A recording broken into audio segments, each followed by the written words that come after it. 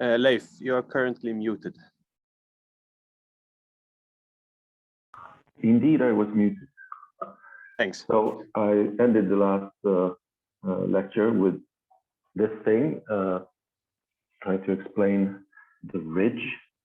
And this is, again, what I was talking about yesterday, about how we view a heavy ion collision, where two nuclei hit not dead center, but a bit off, and you get this kind of almond-shaped medium that is expanding. And in such media, the pressure gradient is larger in one transverse direction than in the other.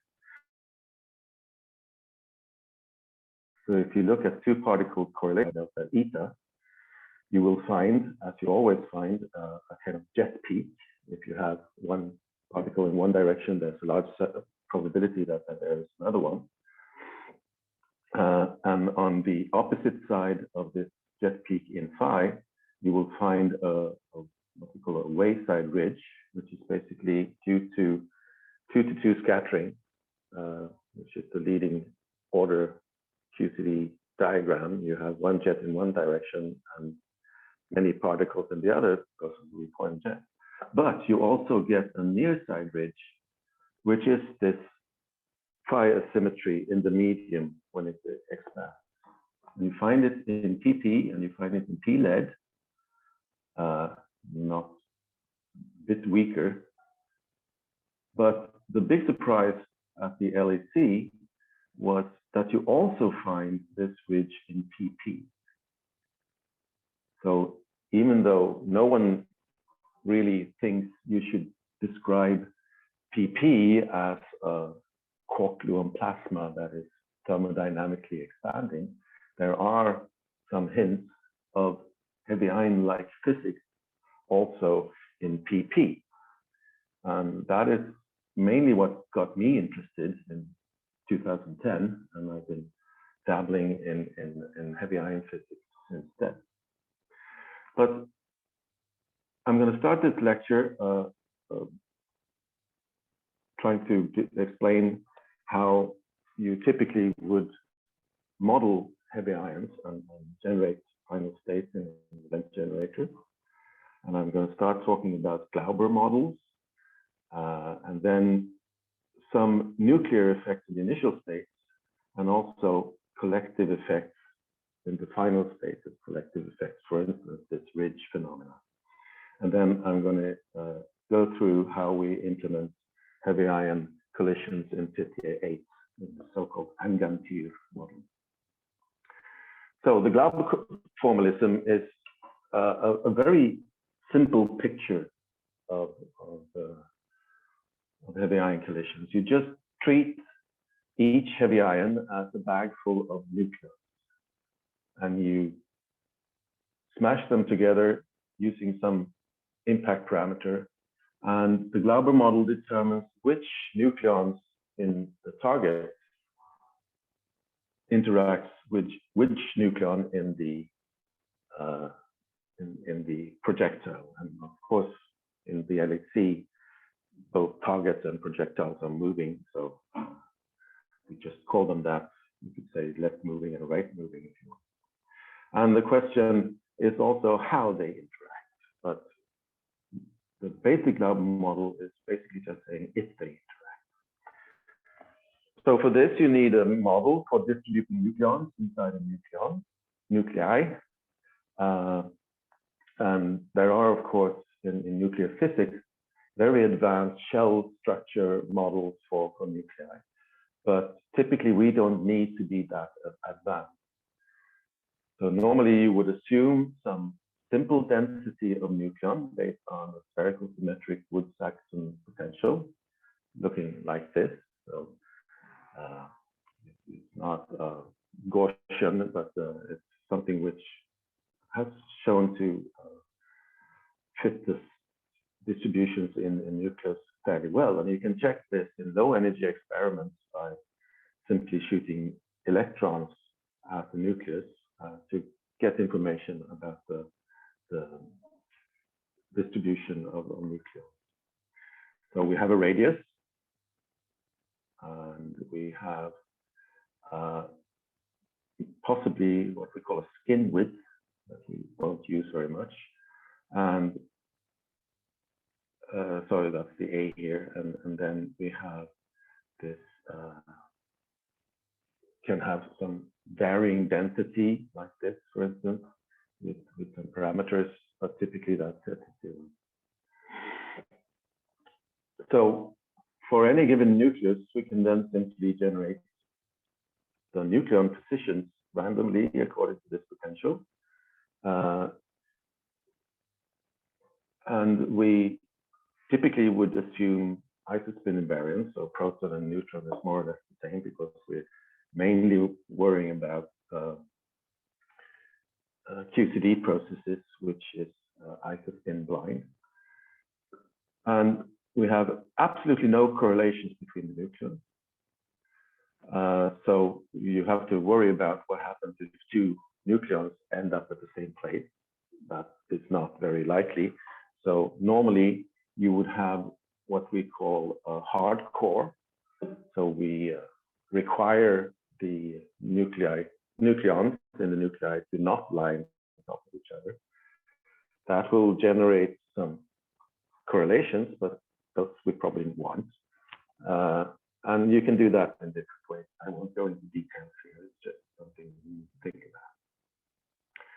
So normally, as I said, you can use low energy data to constrain this.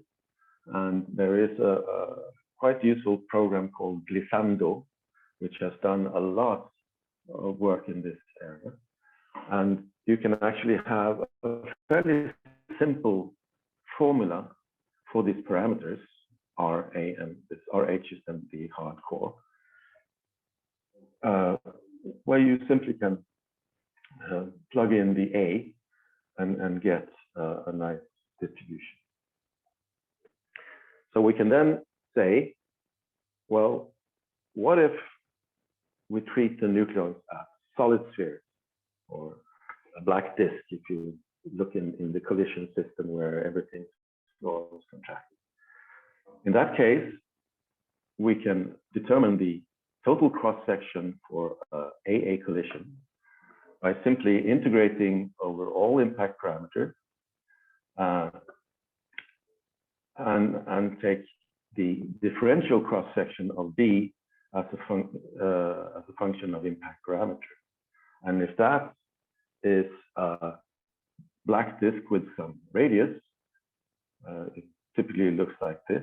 So you get the probability of interaction here is 1 if B is less than 2R, because then they actually touch, and 0 otherwise. And then we get a neat expression. Doing this differential in the impact parameter is quite nice because it gives you a thing here which is of dimension 0. And it can be treated as a probability. So this is why there's no units here. It's just probability 1 that they interact if B is less than 2R. But we can also look at the individual nucleons. So we have nucleons in the target and the projectile. And if we know the cross-section as a function of impact parameter, the same as before, for instance, we can say that the probability of two nuclei to interact is 1 minus the probability that none of the nucleons interact. This is the distribution of the nucleons in the nuclei. You integrate over everything in impact parameter. And this can then again be 1 or 0. So basically saying that it's enough that one nucleon interacts, so we can get the cross-section this way. The problem here is however, which cross-section are we talking about? Are we talking about the total cross-section? Are we talking about the non-diffractive cross-section, the inelastic cross-section? Remember those things I mentioned yesterday. So when two nucleons interact, how do they interact? So for this reason, I'm going to go through something called the Good and Walker picture of scattering. And I think it's very instructive to think this way to see what kind of interactions we typically have in a general nucleon collision. So we assume we have a projectile. It has some kind of internal structure. That means it can have different eigenstates, mass eigenstates, and they can be different from the eigenstates of the interaction. So we simply expand out the wave function of the projectile here, where phi 0 is the ground state, since we have protons. Higher states would be lambdas, and even very high mass states where we basically have a continuum of states. So for each of these interaction eigenstates, we have an amplitude, which we call Tk. That's the elastic scattering amplitude. And we get the elastic cross-section for the incoming states. And we now look at it as a differential in impact parameter here. So this is of course phi 0 T phi 0. T is the operator for the interaction. We expand out in these things, and we see that the elastic amplitude cross-section is this average value of the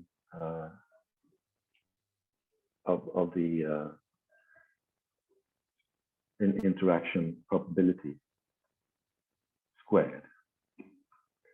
We can then see that if we have, for a completely black projectile, we know that the optical theorem and that the elastic cross-section is the same as the absorptive cross-section, which is half the total cross-section. But if you have a substructure, you also have fluctuations, and we can have different scattering with the amplitude, where we go from the ground state and scatters into excited state. And we can write that down like this. So to look at the diffractive cross-section, we need to sum over all these intermediate states. It turns out we sum over these intermediate states, and we get the diffractive cross-section as the average of the amplitude squared. No, the average of the squared amplitude, sorry. And we then realize that if you take the diffractive cross-section and take away the elastic cross-section, that is when you have this diffractive excitation. And if you look at this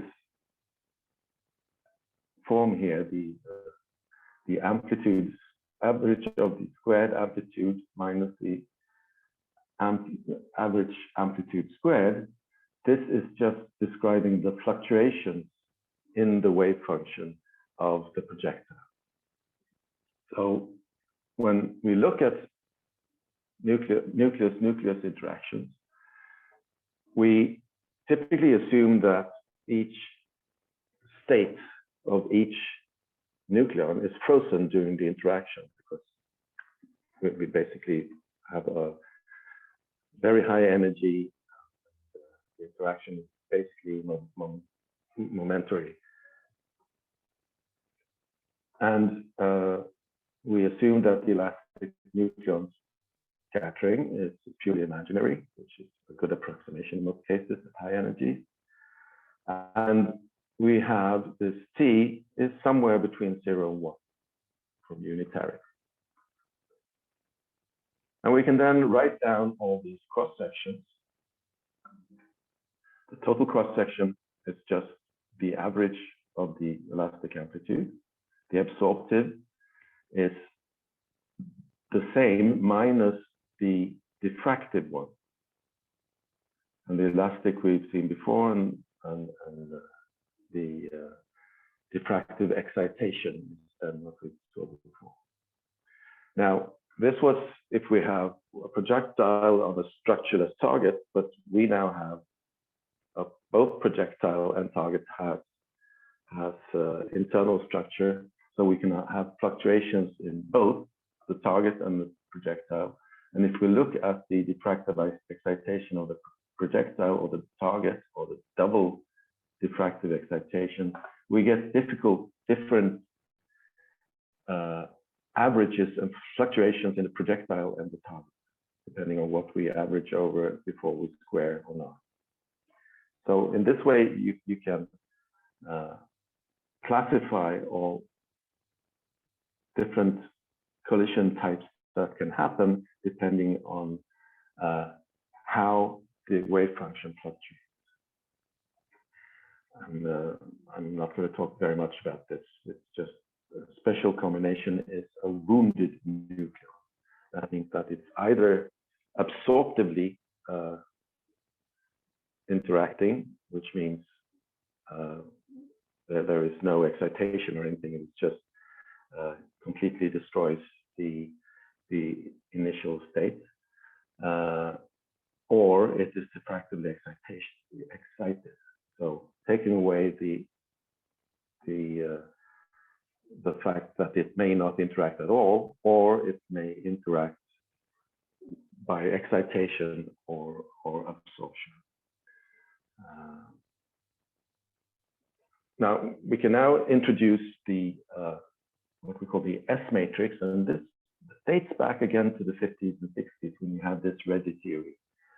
And we can see that if you look in PA,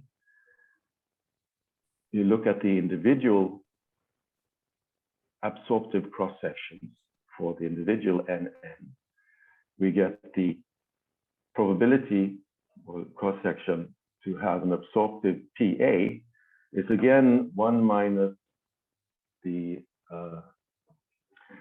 probability that none of the nucleons interacts with the projectile proton. And we see that in this S matrix case, this actually factorizes. And also this wounded cross-section factorizes. So it makes things very easy. So if you have all this, you can start thinking about the naive Glauber implementation. So it's fairly simple. You just take your program and you generate random nucleon configurations in each nucleus. You Monte Carlo the beam distribution, typically within a square of side 4R, but you can Monte Carlo it in any way. And then you simply count the number of nucleons in the target. That is within a distance square root of sigma over 2 pi from any of the other projectile nucleons. And that will give you an estimate of the number of collisions and the number of participants. So normally when people do this, you don't have any fluctuations, you don't care about which ones it is, and you set this sigma to be anything but an elastic scattering. So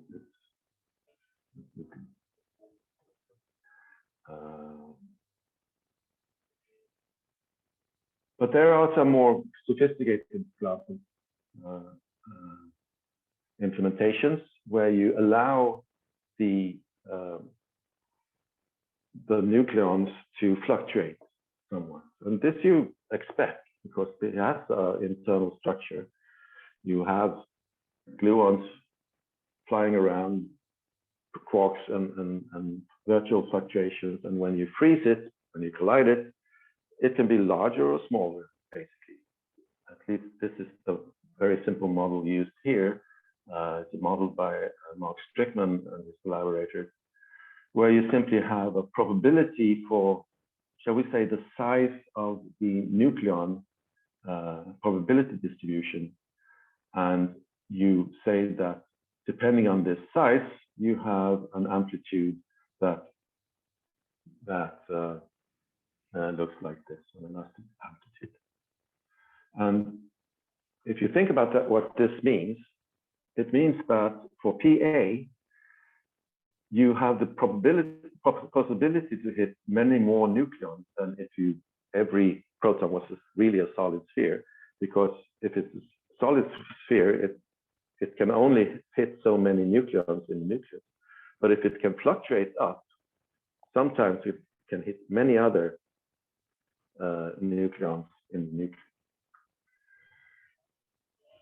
So what does a typical event look like? So this is a simulation done by the so-called DIPSY model. It's a model for the initial state, which models how the gluon evolution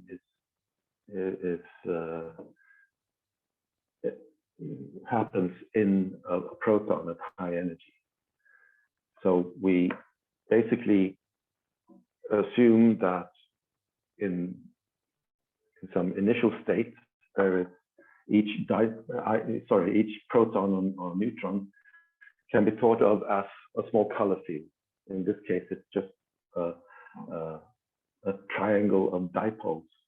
And these dipoles, just as we have dipole radiation in final state showers, we can think about dipoles in the initial state, but these are then dipoles in impact parameter space. And when we accelerate these, more and more gluons are emitted. And then at some point, we get to the place where the two collide. And we then have a lot of color fields that can exchange gluons and can reconnect and get a color flow between the target and projectile. And what we can do then is that we can see which of these neutrons did actually interact and where are the new color fields. And then we have something like this.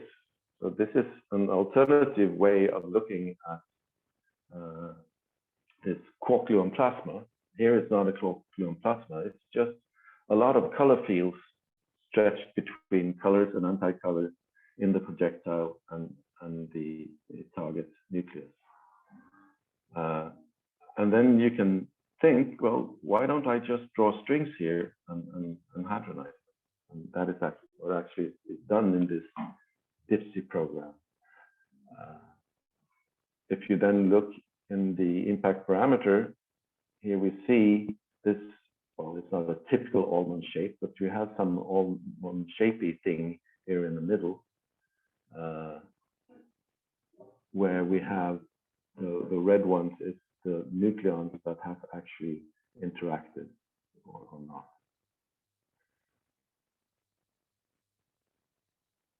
So this is just a very illustrative way of describing what happens in the initial state. There are several others. The most common one is the so-called color glass condensate. It's kind of mean field statistical approach to the density of gluons in the nucleons and in the nuclei.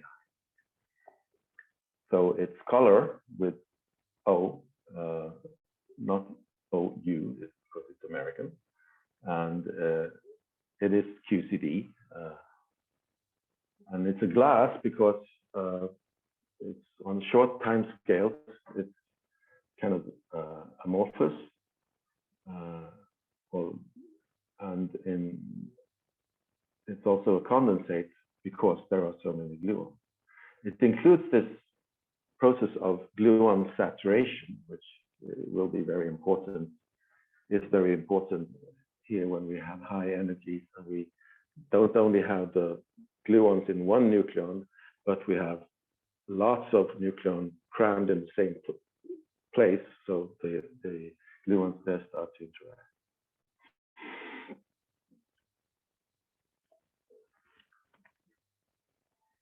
So basically what they talk about here is saturation scale, simply saying that at small x, high energies, the number of gluons increase rapidly, and it has to stop somewhere because there's not enough room. So we start to have recombination of gluons, and that typically happens at some saturation scale, which depends on x. So the smaller x, the smaller saturation scale, and that's the main focus of this color glass condensate.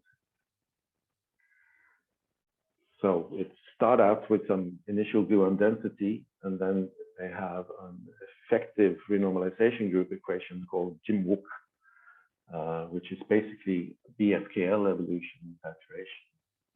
And then you have an initial density, which is then folded by the nucleon distribution in impact parameter. And you use something called the IP Glasma model, which uses color glass condensate that describes what happens just after the collision. And then we have the cut Pomeroy picture, which I talked about yesterday. That's another way of looking at this, where you can have a lot of Pomerons exchanged between two nucleons, and you can cut those Pomerons in different ways. And also here, if you think about it, you have two cut Pomerons that fuses here, and that means that you have some kind of gluon recombination, because these corresponds to gluon, the emission of gluons, and here they actually go together.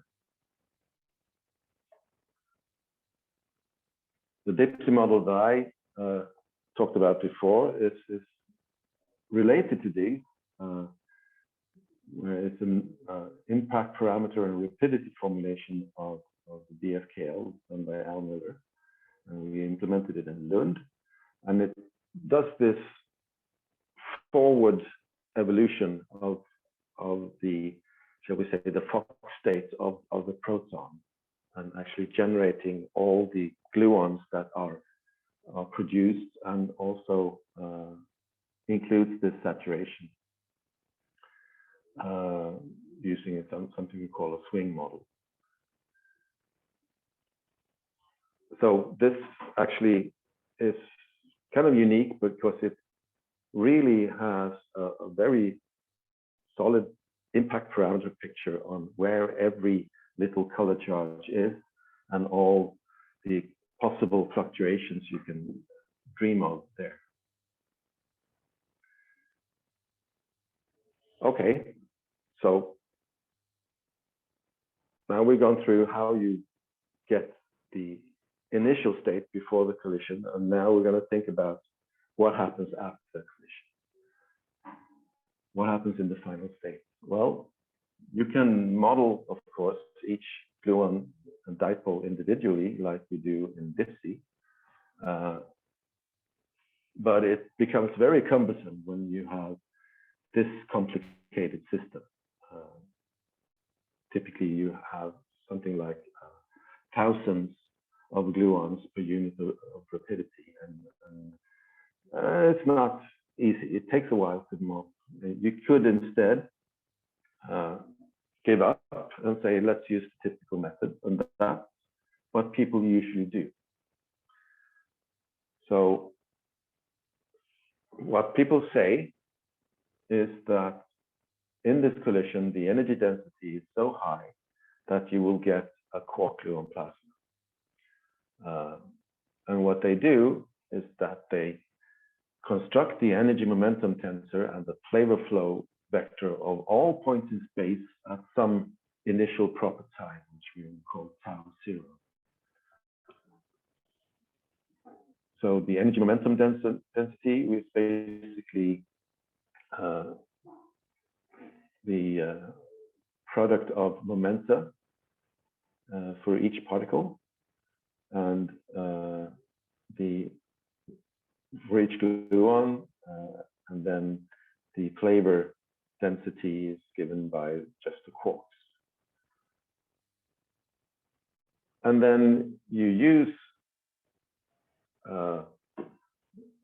normal hydrodynamic or relativistic hydrodynamic to evolve this state in time, in real time, using some assumptions about what happens. I'm not an expert in this, so I'm not going to try to say I understand all the intricacies here, but what you need to know is that it's fluid dynamics. It's nothing strange. It's just that it's on QCD and not on water.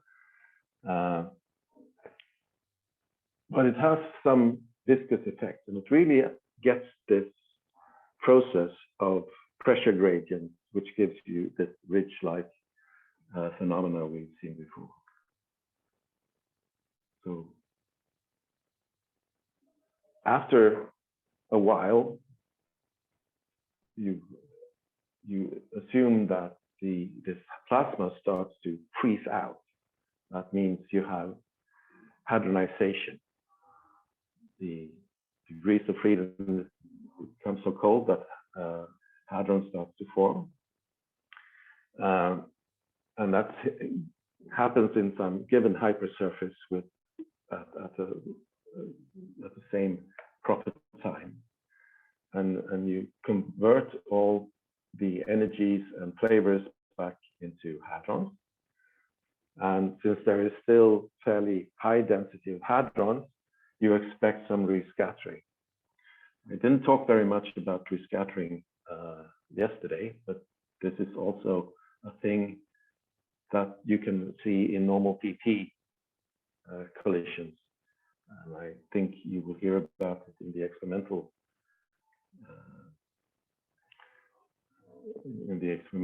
lectures about physics. So the hadrons produced can either fuse or scatter,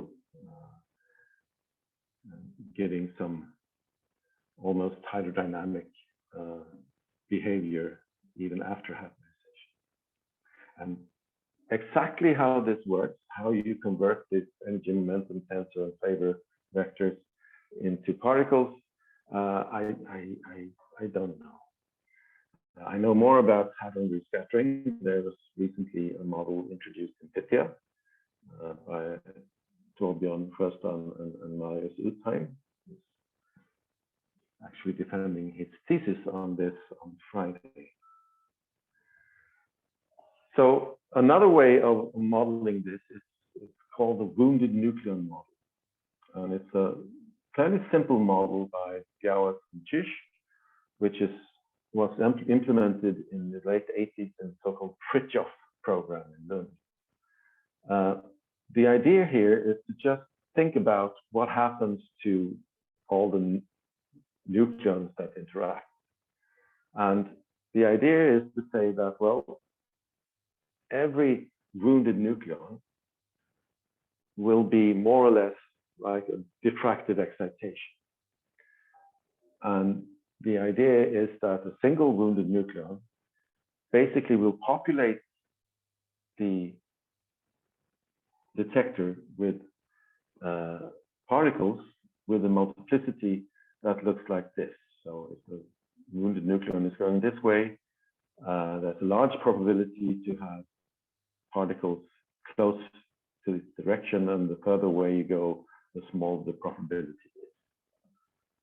And we have this part proton emission function that tells you how this works.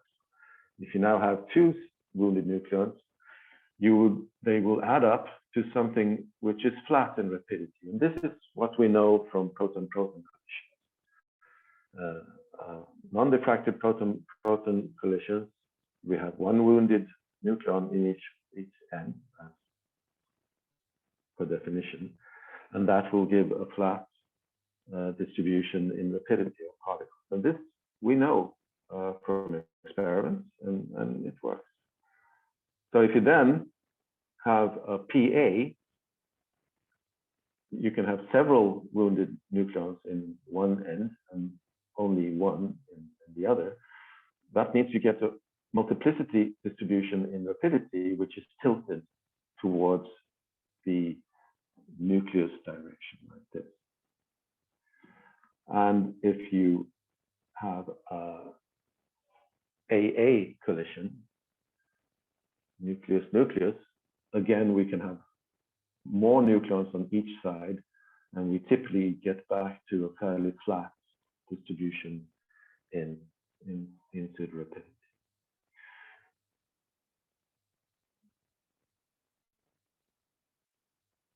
So in the original Fritjof model, each of these wounded nucleus was treated as a single string. So stretching out one string from each wounded nucleus and giving that string an invariant mass of the nx over nx, where nx is the diffractive mass of the system, according to a very simple distribution, which gives this exactly this triangular shape when you hadronize string, because the string itself will give a flat distribution into the rapidity, but if the length of the string is also evenly distributed into the rapidity, you get this triangle region. So what Fritjof did was simply doing that, doing a Klauber calculation, throwing out a string of different lengths depending on how many nucleons were wounded, and nothing else. No collective effects, no interaction between the strings, but nevertheless, when it was introduced, which was in the late 80s, it described most data. And actually, this delayed the conclusive evidence for quark-gluon plasma until the late 90s, when they switched on RIC, where the energy was so high that it was impossible to describe these wounded nucleons as a simple string.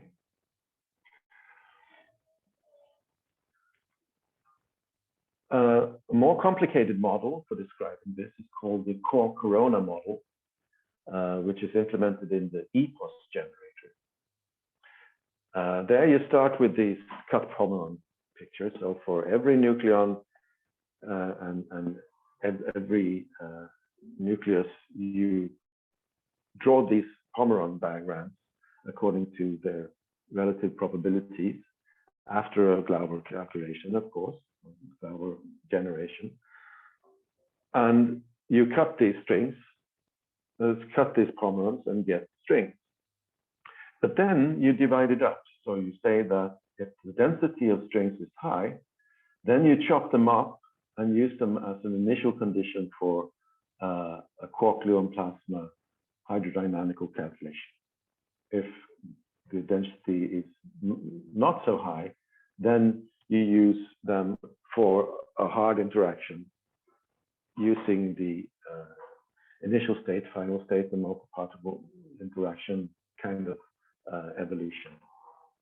So in normal PP, you would assume that the density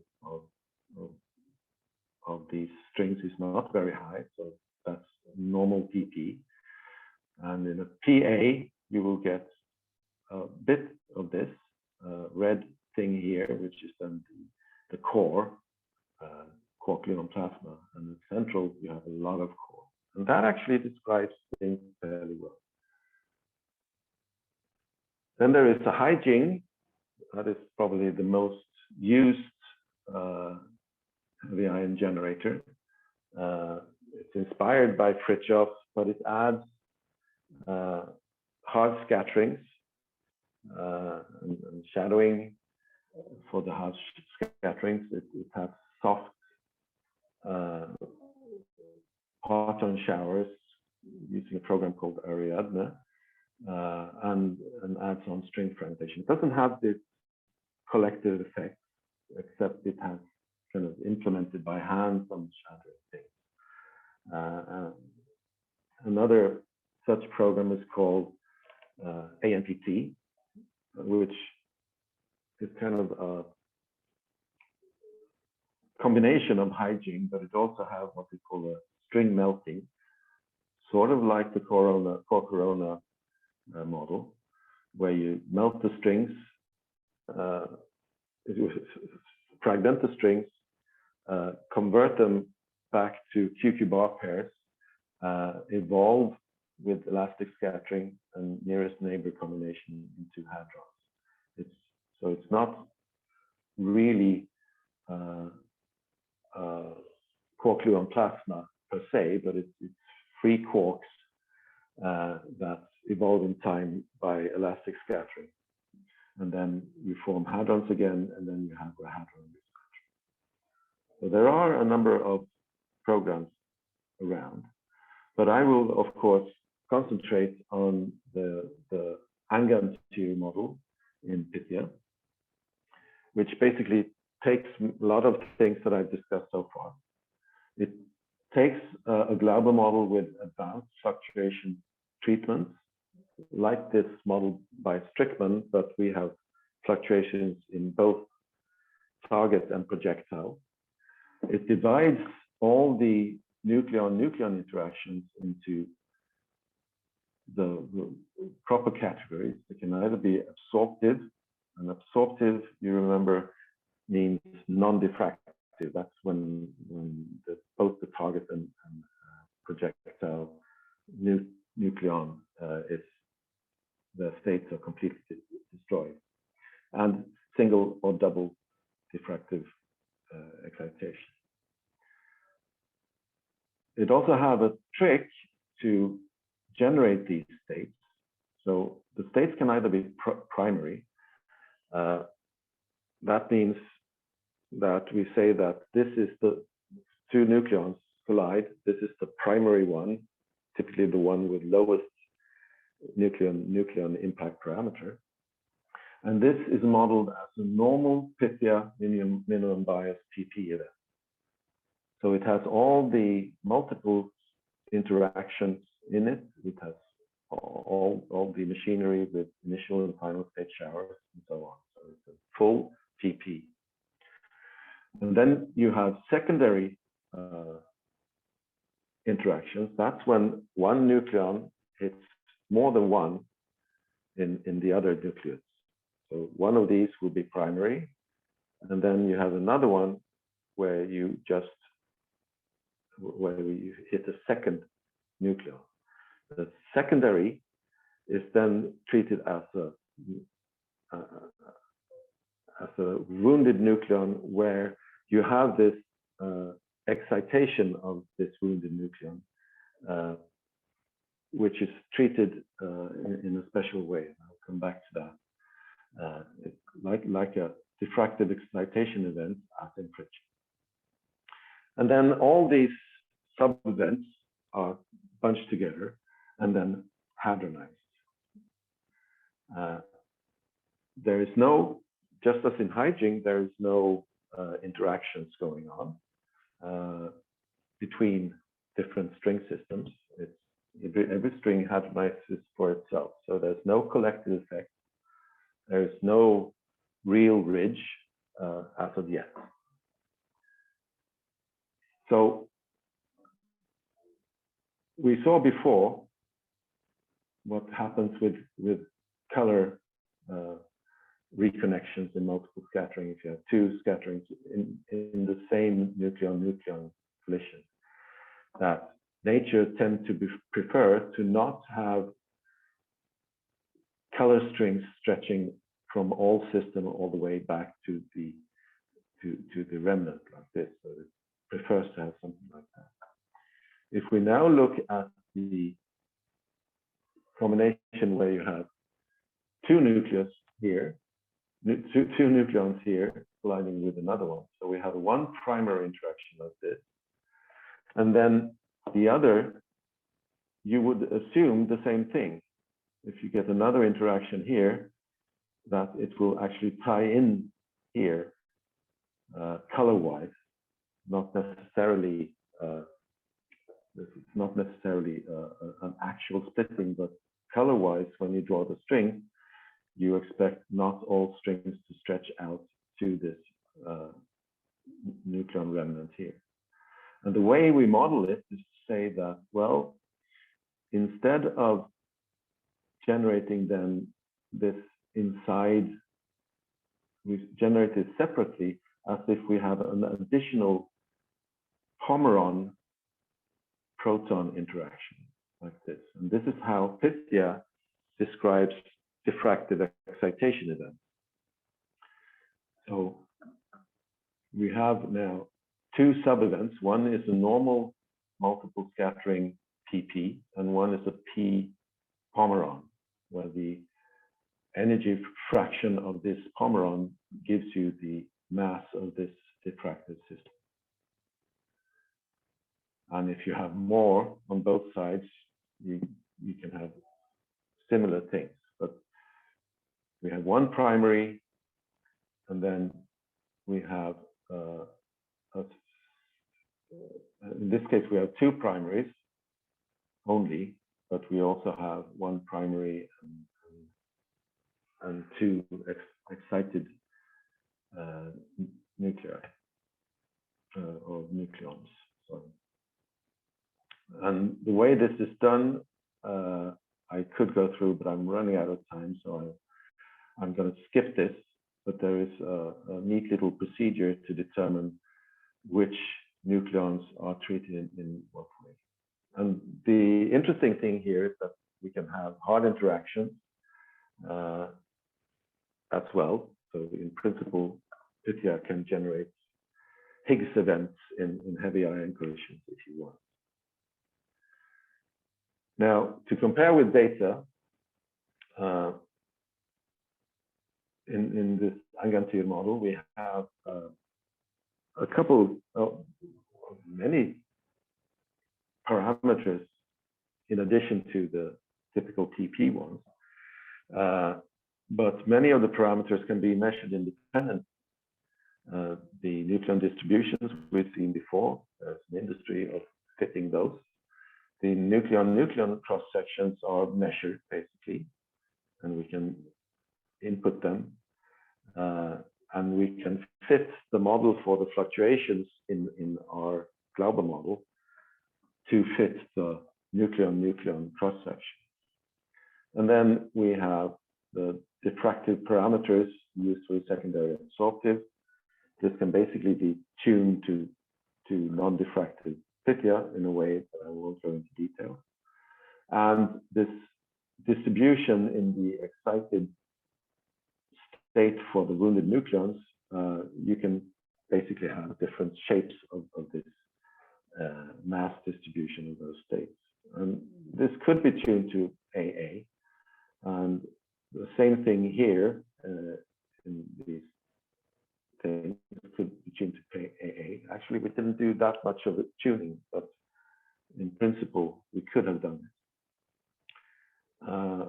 And there are a few other options which does not have a large impact. And the thing is that it works extremely well. So we look at this multiplicity distribution in pseudo rapidity, where we in P lead, the LHC, we see in the top line here, typical shape of this distribution. So we have the heavy ion going this way, the proton going that way, and this kind of, it's not exactly triangular, but it's tilted like this. And here we have several lines, and these are then in different multiplicity classes. And as I said before, you typically, did I say this? I don't know. You typically divide your events into different classes of centrality. And to get this centrality, you measure activity in the very backward region, in this case, in the ion direction, or lead direction. And you say that, well, the more activity we have there, the more nucleons were hit. And you divide this up into percentiles. So this is for the events with the highest backward activity, and this is for the lowest backward activity. And the lowest one you see is fairly flat. That means we go back to basically just having one nucleon hitting the target proton, not the projectile proton. So centrality, this was an Atlas measurement, and they measure centrality by looking at the sum ET in the forward lead going direction in one of their detectors between 3.5 and 4 point something. And they simply measured this for every event, and you get a distribution, and you divide it up in percentile. So the top percent is probably from here, it's a logarithmic scale. So all these events are then put in the top 1% centrality bit. Now, this is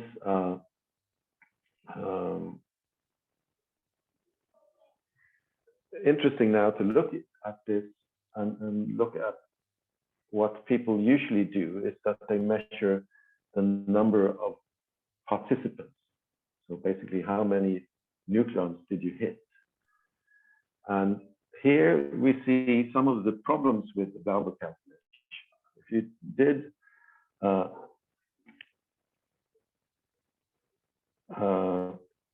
looking in the event generator and just look at the generated impact parameter, you will see that the number of participants or wounded nucleons in the different centrality bins is actually kind of flat when you go to high centralities, that is the lowest percentile, which is natural because it's a big nuclei, and whether you go exactly in the middle or somewhere around, you don't, it doesn't really matter. You will hit that many if you have a normal Glauber model. But then, and that, if you have a plain Glauber model without fluctuations, you get these lines here, which is fair enough. It increases a bit. And then the GGCF is the fluctuating model from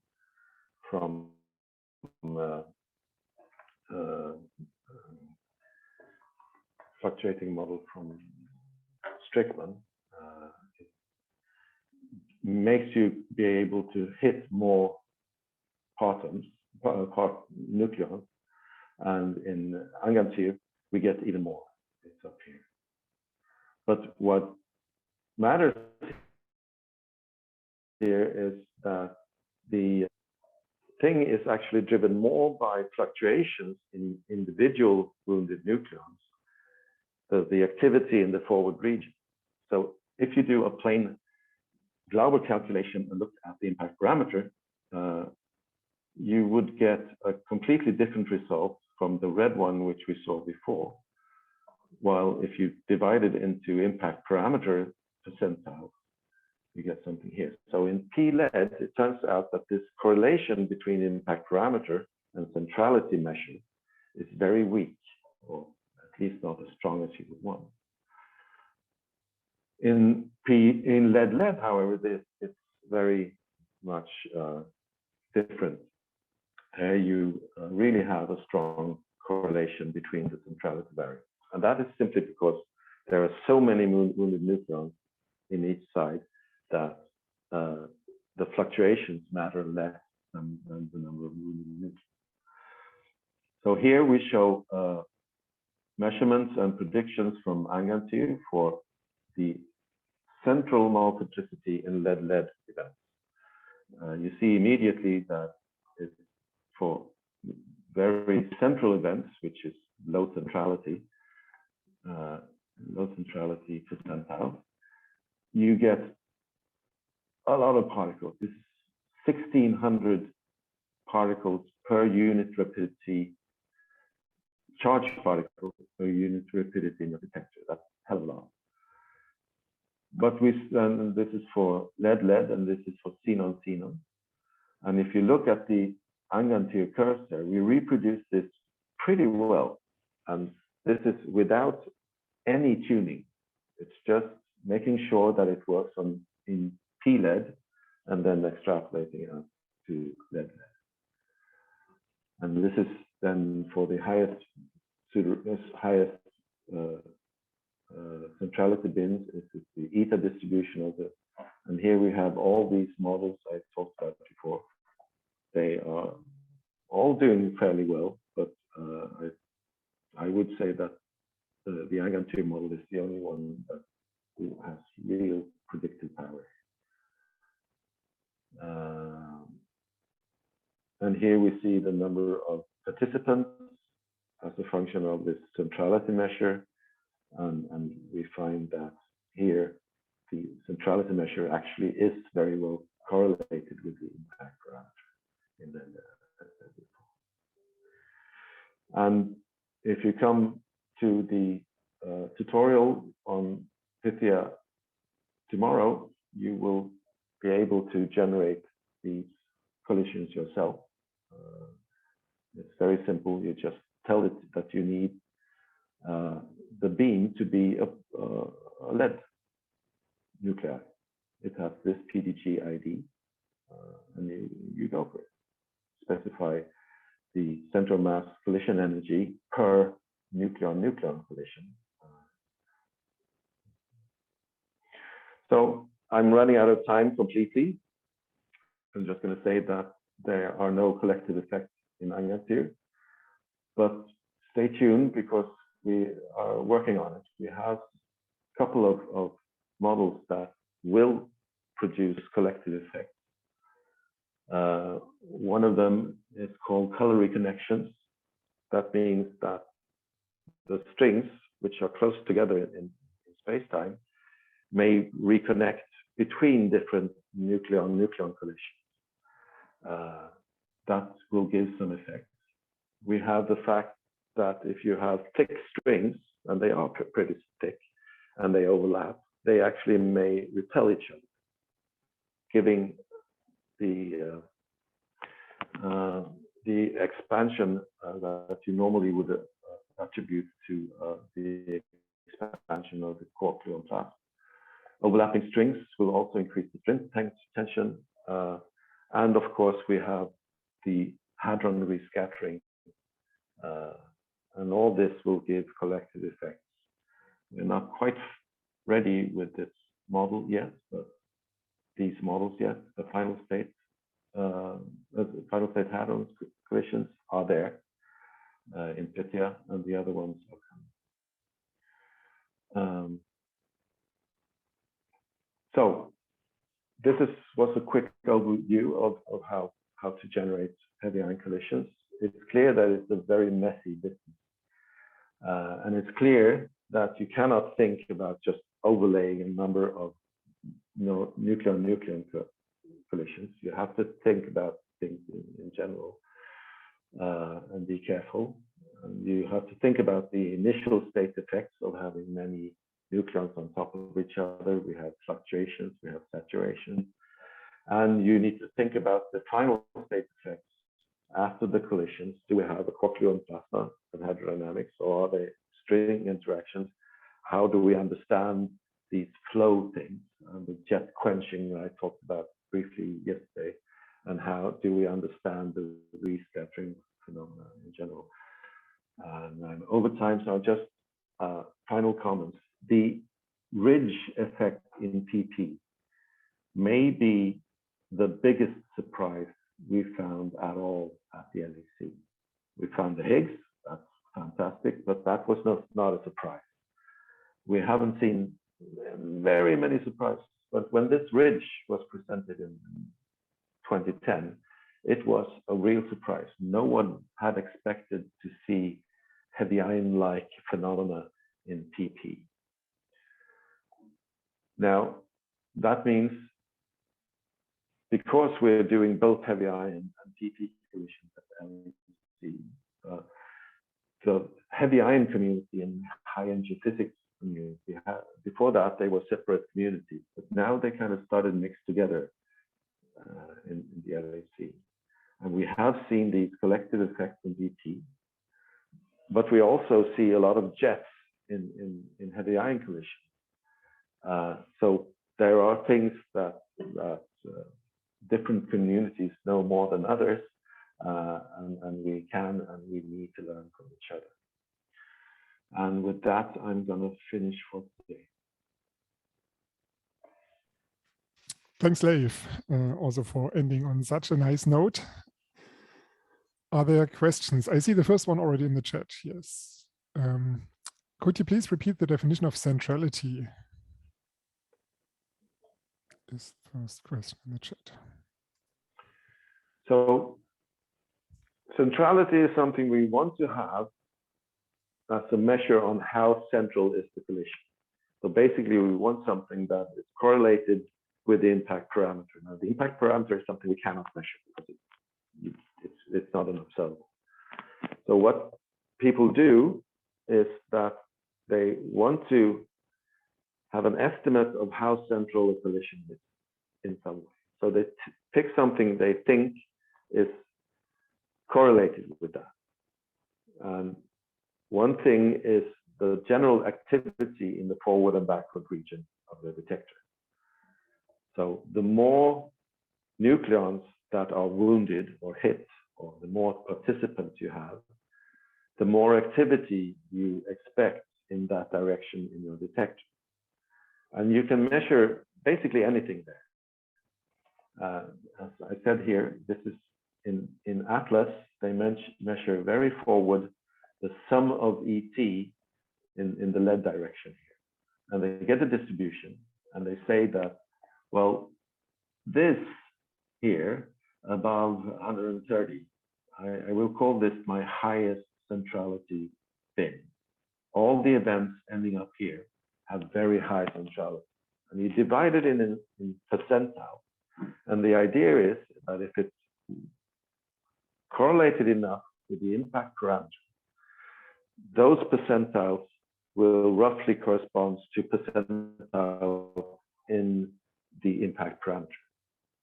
So this is how you go from this observable, you divide it into percentiles, and you go into your Glauber calculation and do the corresponding percentile there in impact parameter. And then you can say that, well, in these events, we have, on the average, 25 nucleons hit. Like here, or 20. This is the 1% highest ET flow in the forward to backward detector. And in normal calculation, you say that, yeah, that is about 18 wounded nucleons. And they use this to compare heavy ion and TT. So you have this RAA. That means that you compare what you measure on the events in this rapidity centrality bin with 18.2 proton collisions. And you can use then any observable in your central detector to compare the two. Does this answer your question? Yeah, thanks. Okay, great. Are there any further questions? Torbjörn? Yeah, on slide 17, just a quick thing to clarify it for myself. Oh, was it 17? That's 17. Well, it's not looking the same as the 17 I'm looking at on the website. It's actually the next slide. Yes, because I inserted Yes. a ridge. Yeah, sorry, I had to go back. Yeah, for the second point here, you have a Monte Carlo distribution of the impact parameter, and just want to make sure here that we're talking about the impact parameter of ion, and an impact parameter, not between individual nucleons here, right? No, so you have the impact parameter between the ions. Yeah. And from that, you can, of course, calculate for each nucleon that you have distributed in there, you get an individual nucleon impact parameter. Yes, but I would have assumed that you can get that parameter from the first bullet point here, where you actually assign them according to the potential. It was kind of a slight clash between, well, don't you get the distance between the nucleons when you do distribute get them? the distance between the nucleons in the individual heavy ions. Yes. Using the Wood-Saxon. Yes. But then you should want to collide them, and then you need an overall impact parameter. Yes. And that's the B. And that's the B you referenced here, right? Yeah. Yeah, good. And I then thought so. Everything is changed. Yeah. I thought so, but I wanted to be sure. Thanks.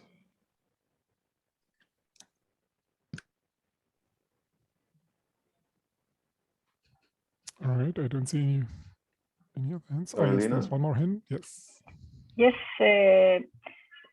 about the impact parameter, you are saying that this impact parameter is being chosen randomly from this the square distribution, or how it's being generated?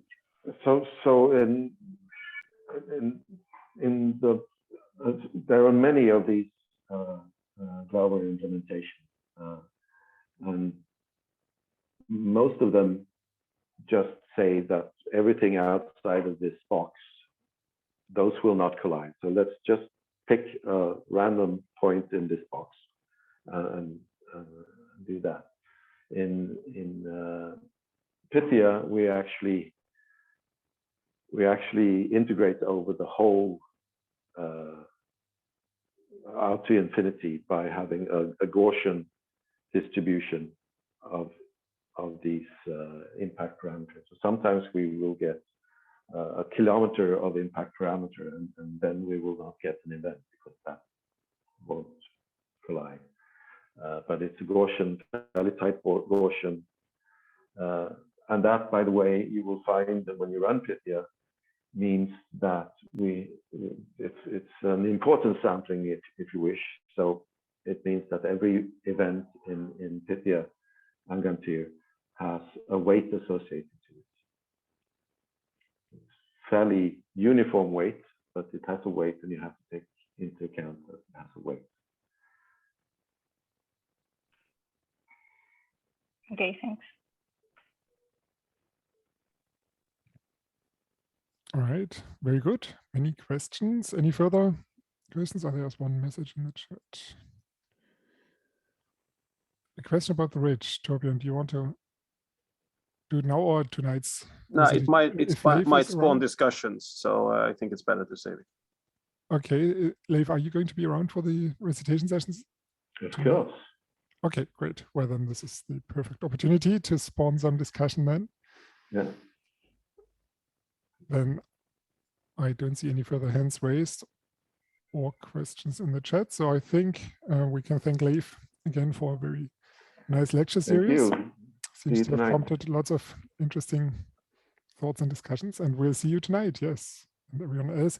I think we'll take a break maybe until 35 and restart at 35 to have a little bit of a break left. See you again then. Thanks.